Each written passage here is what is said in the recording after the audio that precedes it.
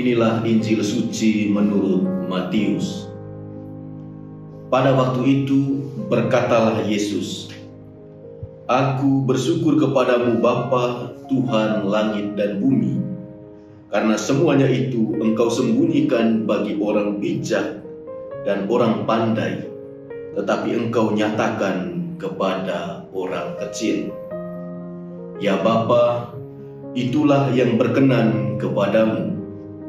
Semua telah diserahkan kepadaku oleh Bapakku, dan tidak seorang pun mengenal anak selain Bapa, dan tidak seorang pun mengenal Bapa selain anak, dan orang yang kepadanya anak itu berkenan menyatakannya."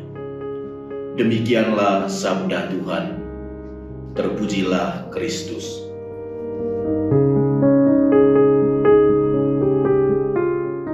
Saudara-saudari yang terkasih dalam Kristus, pada suatu hari seorang pemuda sangat bangga karena ia berhasil membuat sebuah jembatan kecil di desa. Ia membuat video lalu mengundang media dan menyebarkan kabar tentang prestasinya itu.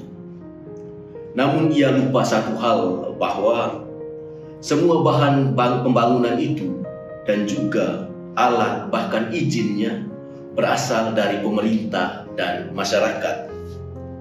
Ia hanyalah perantara, ia hanyalah alat.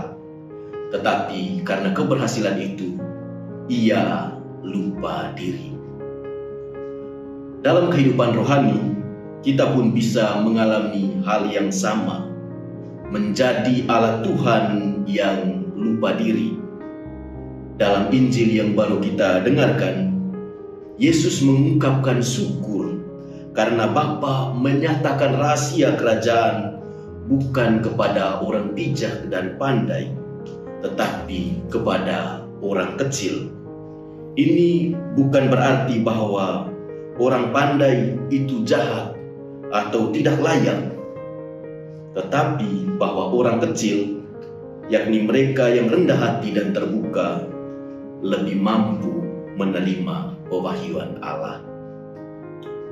Orang bijak dan pandai dalam Injil yang baru didengarkan menggambarkan mereka yang terlalu penuh dengan diri sendiri, terlalu yakin akan kemampuan sendiri, sehingga tidak memberi ruang bagi Tuhan untuk berbicara. Sebaliknya, orang kecil adalah mereka yang menyadari bahwa hidupnya adalah anugerah, bahwa mereka hanyalah alat di tangan Tuhan. Saudara-saudari terkasih, dalam pelayanan, dalam hidup beriman, kita semua adalah alat di tangan Tuhan. Tetapi bahaya besar seringkali mengintai kita, yakni ketika alat merasa lebih berharga daripada Tuhan yang memegangnya.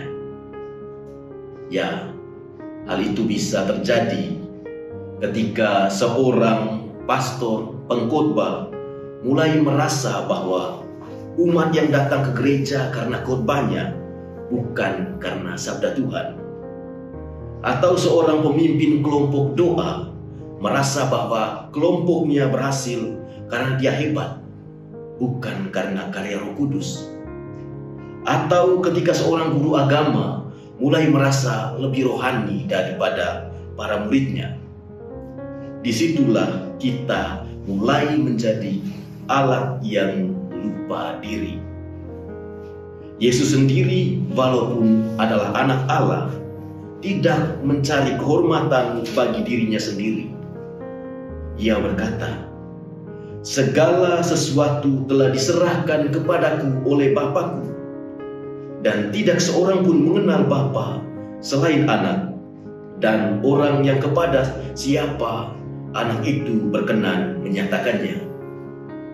Yesus menyadari bahwa hidup dan misinya berasal dari Bapa, dan seluruh hidupnya adalah untuk menyatakan kehendak Bapa.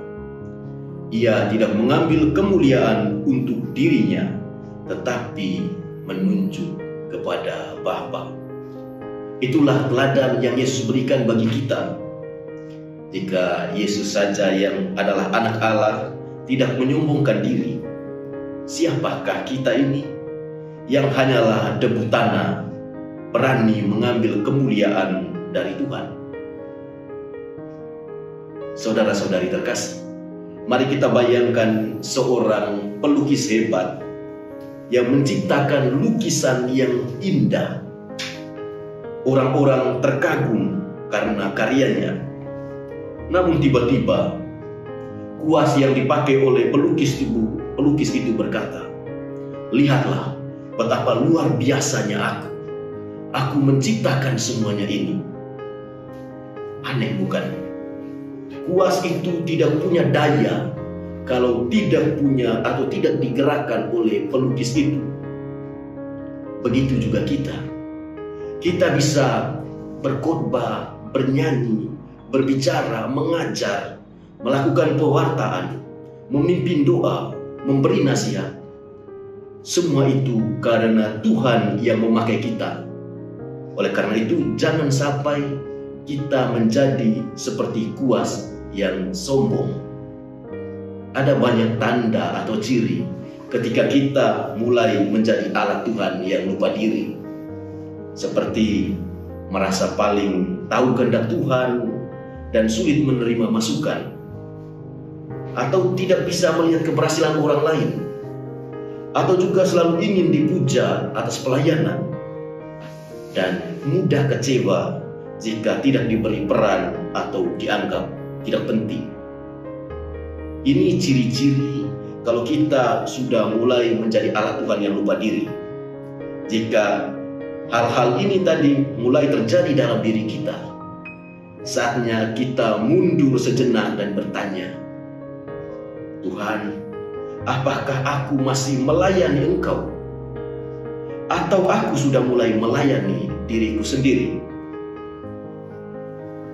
Saudara-saudari terkasih, Tuhan tidak butuh alat yang hebat. Tuhan hanya butuh alat yang siap dipakai.